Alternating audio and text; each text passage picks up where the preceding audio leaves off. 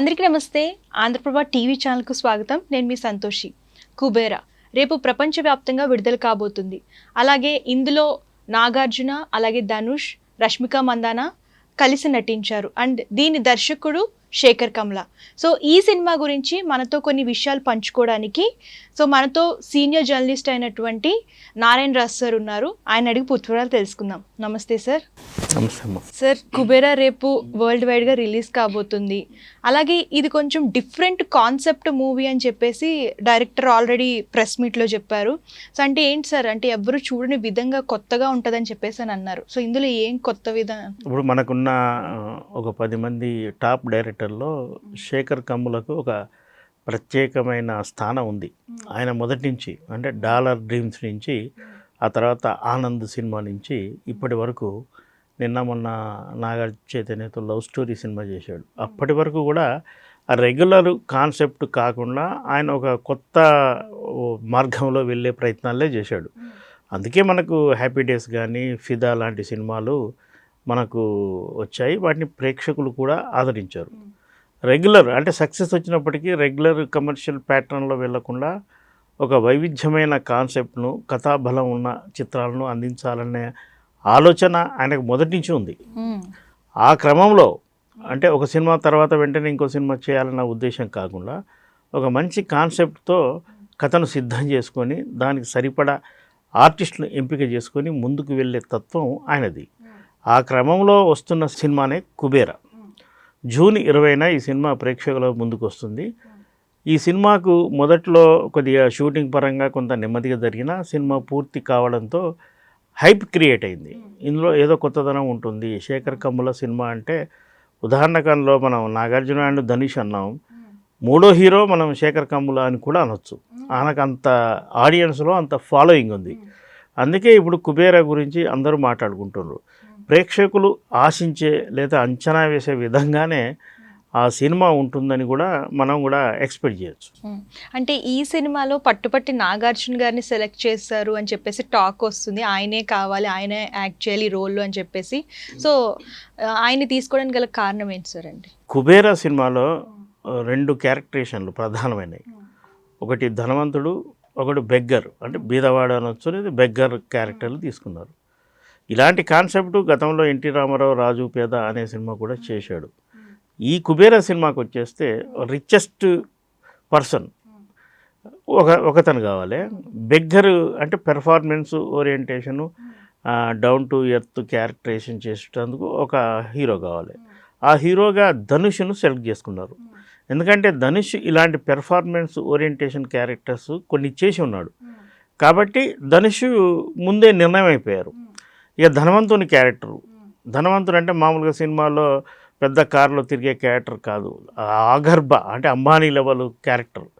అంత ధనవంతుడి richest fellow character ఎవరు అంటే వాళ్ళు ఆలోచించిన విధంగా తెలుగు సినిమా పరిశ్రమ నుంచి ఎవరైతే బాగుంటారో అని వాళ్ళు పరిశీలించి, గతంలో ఊపిరి అనే సినిమాలో నాగార్జున కూడా ఇలాంటి రిచెస్ట్ క్యారెక్టర్ చేశారు. కొత్త తరం కొత్త పెర్ఫార్మెన్స్ ఉండే క్యారెక్టర్లు నాగార్జున చేసేందుకు ఎప్పుడు ముందుంటారు. ఆ క్రమంలో నాగార్జున్ను కథ చెప్పి శేఖర్ కమ్ముల ఒప్పించుకున్నారు. మరి ఆ క్యారెక్టరేషన్లు ఆ రిచ్నెస్ కనపడాలంటే నాగార్జునే బాగుంటుందని ఆ దర్శకుడి అభిప్రాయం. ఆ ప్రకారం నాగార్జున తీసుకున్నారు. నాగార్జున కూడా కథ వినగానే శేఖర్ కమ్ముల అంటే ఆయనకున్న వ్యక్తిగత అభిమానం, ఎందుకంటే వాళ్ళ అబ్బాయి నాగచైతన్య కూడా ఒక సినిమా చేసి ఉన్నాడు కాబట్టి శేఖర్ కమ్ముల చెప్పిన కథ నచ్చడంతో ఆయన నాగార్జున ముందుకు వచ్చి యాక్ట్ చేస్తున్నాడు. నాగార్జున ఈ మధ్య అంటే రెగ్యులర్ హీరో పాత్రలు కాకుండా క్యారెక్టర్లు తనకంటూ ప్రత్యేకత గుర్తింపు ఉన్న పాత్రలు చేయడానికి ఆయన సిద్ధంగానే ఉన్నారు. రజనీకాంత్ కూలీ సినిమాలో ఆయన యాక్ట్ చేస్తున్న విషయం తెలిసిందే. ఆ విధంగా ఈ శేఖర్ కమ్ముల చెప్పిన క్యారెక్టర్ నచ్చడంతో నాగార్జున కూడా ముందుకు వచ్చాడు. దాంతోనే ఇది Dhanush and Nagarjuna multi hero cinema అయిపోయింది. అంటే ధనుష్ని కూడా సెలెక్ట్ చేయడానికి గల కారణం ఏముంటుంది సార్ ప్రత్యేకంగా? అంటే చాలామంది ఉన్నారు ఈ బెగ్గర్స్ ఇట్లాగా యాక్ట్ చేసిన వాళ్ళు, అండ్ బిచ్చగాడు మూవీలో ఆయన కానివ్వండి ఇట్లాగా. సో స్పెషల్గా ఆయన్ని సెలెక్ట్ చేయడానికి గల కారణం? మనకు సౌత్లో హీరోలు చాలామంది ఉన్నారు, 200 మంది ఉంటారు. కానీ పెర్ఫార్మెన్స్ ఓరియంటేషన్ క్యారెక్టర్ చేసేవాళ్ళు చాలా తక్కువ మంది. ఈ ధనుష్ తను యాక్ట్ చేస్తున్న సినిమాల్లో రెగ్యులర్ ప్యాటర్న్ కాకుండా మన సౌత్ ఇండియా నుంచి మీరు అబ్జర్వ్ చేస్తే తెలుగులో తొలిసారి సార్ అనే సినిమా కూడా చేశాడు. అది కూడా మీరు గమనించండి.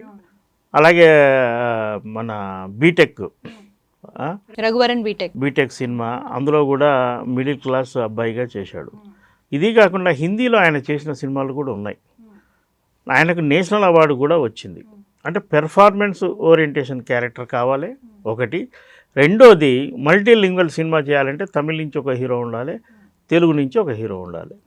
ఆ చాయిస్ ధనుష్ కూడా కథ వినడంతోనే ఆయన అంగీకరించడం వల్ల కూడా ధనుష్ని తీసుకొని ఉండొచ్చు. ధనుష్ చేయకుంటే మరెవరు అనేది అప్రస్తుతం, ఎందుకంటే సినిమా పూర్తయింది, ప్రేక్షకుల ముందు కూడా రాబోతుంది. కాబట్టి ధనుష్ ఎంపిక సరైన నిర్ణయమే అని మనం చెప్పొచ్చు. అంటే ఈ సినిమాలో కూడా ఎవరినైనా కించపరిచేటట్టు ఇట్లాగా ఏమైనా ఉంటాయా సార్? సినిమాల్లో ఈ మధ్య ఒక ఫ్యాషన్ అయిపోయింది. అంటే కథను అనుసరించి లేదా హీరో క్యారెక్టరైజేషన్ అనుసరించి క్యారెక్టర్ల ప్రకారం కథ డిమాండ్ చేసిన ప్రకారం సమాజంలో లేదా సొసైటీలో కొన్ని వినిపించే పదాలను చేర్చినప్పుడు దాన్ని పనిగొట్టుకొని కొందరు వివాదం చేస్తున్నారు. అది సరైన పద్ధతి కాదు. సినిమా కూడా సొసైటీలో ఒక భాగమే.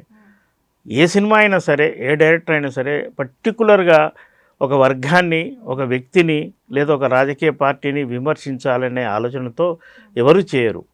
ఏదైనా కాకతాళీయంగా ఏదన్నా పొరపాటు జరిగితే ఆ పొరపాటు జరిగిందనే విషయాన్ని సదరు డైరెక్టర్, ప్రొడ్యూసర్ల దృష్టికి తెస్తే ఖచ్చితంగా వాళ్ళు సరిదిద్దుకునే అవకాశం ఉంది. ముఖ్యంగా శేఖర్ కమ్ముల అలాంటి ప్రయత్నం ఏమీ చేయడు. ఎందుకంటే ఆయన చేసిన సినిమాలన్నీ మనం గమనిస్తే ఓ సరదాగా ఒక క్యారెక్టర్ ఓరియంటేషన్గా వెళ్ళిపోతుంటాయి. ఆయన పక్కా ఆంధ్ర అయినప్పటికీ కూడా ఫిదా లాంటి పక్కా తెలంగాణ సినిమా తీశాడు. అంటే ఎంత స్టడీ చేసి తీశాడు. ఆ సినిమాకు ప్రేక్షకులు బ్రహ్మరథం పట్టారు.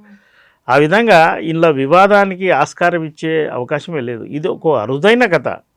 ఒక రాజు, ఒక పేద, ఒక ధనవంతుడు, ఒక బీదవాడు, వీళ్ళ మధ్య జరిగే సంఘర్షణ లేదా ఒకరి మీద ఒకరు ఆధిపత్యం ఇలాంటి కాన్సెప్ట్ ఓరియంటేషన్ సినిమాలో సహజంగానే వివాదాలకు అవకాశం ఉండే ఛాన్స్ లేదు.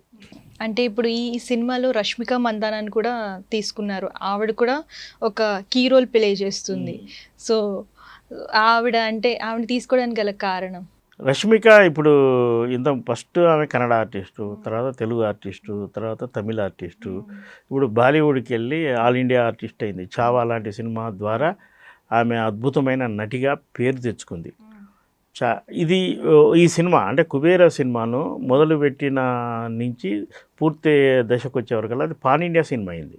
నేను ఇందాక చెప్పినట్టు మొత్తం ఇండియాలో ఉన్న ఆడియన్స్ అందరినీ ఆకర్షించాలంటే ఆ భాషలకు సంబంధించిన ఆర్టిస్టులు కంపల్సరీ ఉండాలి. ఓకే. రష్మిక ఇప్పటి వరకు మనం గ్లామర్గా చూసినప్పటికీ చావా సినిమాలో ఆమె అభినయానికి ప్రేక్షకులు బ్రహ్మరథం పట్టారు. అంటే అంతకంటే ముందే ఈ సినిమా కమిట్ అయి ఉన్నప్పటికీ కూడా ఈ ధనుష్ క్యారెక్టర్కు బ్యాలెన్సింగ్గా ఉండేటందుకు రష్మికను తీసుకున్నారని మనం భావించవచ్చు. రష్మిక అంటే యూత్ ఆడియన్స్ కూడా ముందుకు రావడానికి అవకాశం ఉంది. ఆమె కూడా పెర్ఫార్మెన్స్ ఓరియంటెడ్ క్యారెక్టర్ చేసేందుకు ఆమె ఆసక్తి చూపుతున్న ఈ తరుణంలో ఆమెకి ఈ క్యారెక్టర్ పోషించే అవకాశం వచ్చింది. దాంతో ఇందాక చెప్పినట్టు ఇద్దరు హీరోలు, ఒక హీరోయిన్, ఇది మల్టీ స్టార్ సినిమాగా మారడానికి కారణమైంది. అంటే ఈ సినిమాలో శేఖర్ కమ్ముల మార్క్ కనిపిస్తుంది అంటారా? కంప్లీట్గా ఆయన చేసిన సినిమాలన్నీ కూడా కొంచెం డిఫరెంట్ కాన్సెప్ట్లోనే వచ్చాయి ఎప్పుడుని.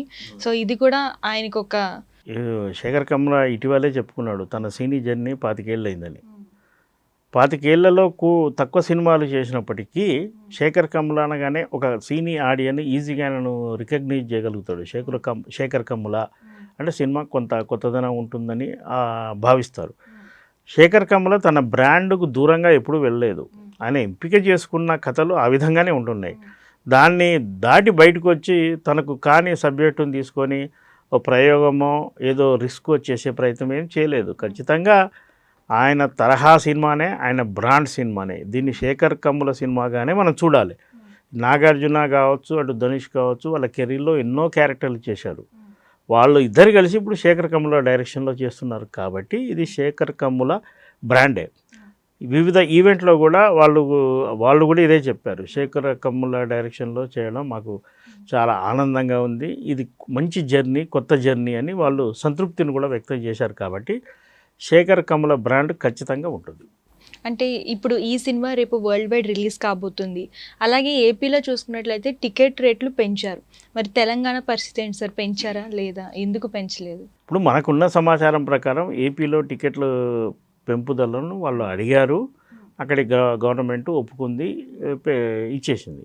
మరి తెలంగాణ గవర్నమెంట్ అయితే గతంలో ఒక వివాదం వచ్చినప్పుడు ఈ టికెట్ రేట్లు భవిష్యత్తులో పెంచబోమని మన ముఖ్యమంత్రి ఆ రోజున ప్రకటించి ఉన్నారు.